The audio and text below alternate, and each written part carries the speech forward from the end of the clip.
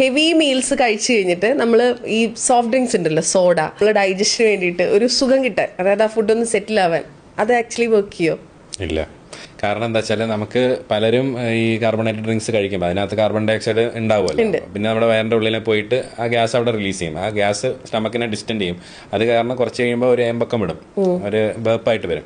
അപ്പോൾ ഒരു sense of relief കിട്ടും, നമ്മൾ കഴിച്ചു തൃപ്തിയായി എന്നുള്ളത്. അതല്ലാണ്ട് വേറൊരു ബെനിഫിറ്റും ഇല്ല. ആക്ച്വലി ഇത് കാരണം കുറച്ച് ഹാംഫുൾ എഫക്റ്റാണ് വരിക. ബേസിക്കലി നമ്മൾ സ്റ്റമക്കിനകത്ത് ആവശ്യമില്ലാണ്ട് കുറേ എയർ പോകുമ്പോൾ അത് ആവശ്യമില്ലാതെ ബ്ലോട്ടിങ് ഉണ്ടാക്കും. പിന്നെ ഈ കീഴ്ശ്വാസം, ഫ്ലാറ്റുലൻസ് അധികമായിട്ട് പോകും, ഡിസ്കംഫർട്ട് വരാം, അങ്ങനെ കുറേ അസ്വസ്ഥതകളാണ്. ഹെൽത്ത് ബെനിഫിറ്റ്സോ ഒരു ഡൈജഷൻ റിലേറ്റഡ് ബെനിഫിറ്റ്സോ ഒന്നുമില്ല. ജസ്റ്റ് ഒരു ചെറിയൊരു സുഖം, ഇത്രയുള്ളൂ.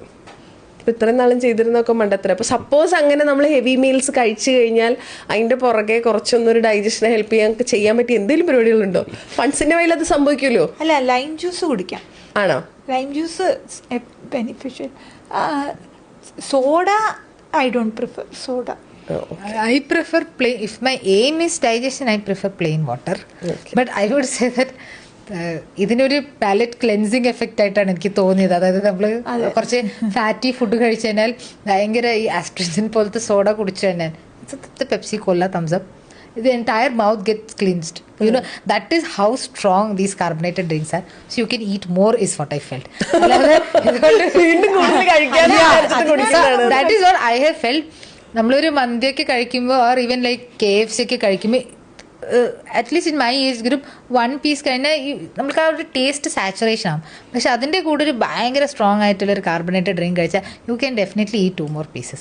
അപ്പോൾ അത് ബെനിഫിഷ്യൽ ഒന്നുമല്ല. അപ്പോൾ ഈ കോംബോ പാക്ക് ഒക്കെ ആക്ച്വലി അതൊരു ട്രാപ്പാണ് അല്ലേ? I think it's definitely a trap. It is because ആ പെപ്സി കുടിക്കുമ്പോൾ നിങ്ങളുടെ consumption will always be more.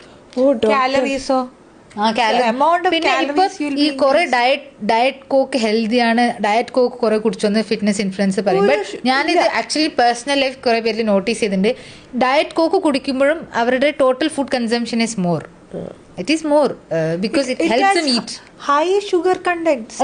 Diet കോക്കിൽ ഷുഗർ കണ്ടന്റ് ഇല്ല എന്ന് പറഞ്ഞിട്ട് എല്ലാവരും പ്രൊമോട്ട് ചെയ്യും, ആർട്ടിഫിഷ്യൽ സ്വീറ്റ്നർ. പക്ഷെ ആ ഒരു പാലറ്റ് ക്ലെൻസിങ് എഫക്ട് കാരണം ആൾക്കാർ നല്ലോണം ഫുഡ് കഴിക്കണം. അപ്പൊ ടു മേക്ക് ഇറ്റ് സിമ്പിൾ, ഭക്ഷണം കഴിഞ്ഞിട്ട് നല്ല ഡൈജഷന് വേണ്ടിയിട്ട് സോഫ്റ്റ് ഡ്രിങ്ക്സ് കുടിക്കുന്നത് മണ്ടത്തരാണ്. കാരണം നിങ്ങൾ വീണ്ടും ഓവർ ഈറ്റ് ചെയ്തോണ്ടിരിക്കും. വെള്ളം കുടിക്കുക, നാരങ്ങ വെള്ളം കുടിക്കുക. ഡോക്ടർക്ക് നാരങ്ങ വെള്ളം ഇഷ്ടം.